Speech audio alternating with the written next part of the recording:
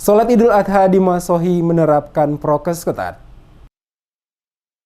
Pelaksanaan sholat Idul Adha 1442 Hijriah di Masjid Agung Ibnu Abdullah, Jalan Patimura, Kelurahan Namelo, Kota Masohi, Kabupaten Maluku Tengah, menerapkan protokol kesehatan secara ketat. Jemaah yang hadir wajib memakai masker, mencuci tangan, hingga menjaga jarak. Pantauan tim Damas Media Group, pelaksanaan sholat Idul Adha di Masjid Agung Ibnu Abdullah yang berhadapan dengan Pandopo Bupati itu dimulai tepat pukul 7 waktu Indonesia Timur. Sementara petugas pelaksana yakni Khatib M. Hanafi Roma III selaku Kepala Kantor Kementerian Agama atau Kanwil Kemenak Maluku Tengah, kemudian Imam H. Ali Hayoto selaku Imam Besar Masjid Agung. Imam Masjid Agung Ibnu Abdullah Haji Ali Hayoto mengatakan, kendati di tengah pelaksanaan PPKM, umat muslim di daerah itu masih dapat menunaikan sholat Idul Adha di masjid dengan tetap menerapkan protokol kesehatan. Kapasitas umat yang hadir juga disesuaikan dengan daya tampung masjid itu dengan tetap mematuhi protokol kesehatan sebagaimana fatwa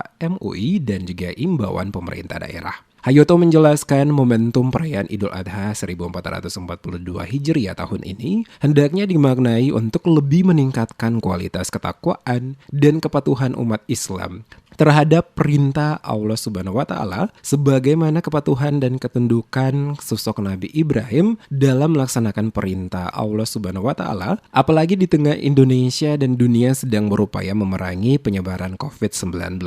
Umat muslim hendaknya menjadi teladan bagi sesama dengan mematuhi aturan pemerintah, salah satunya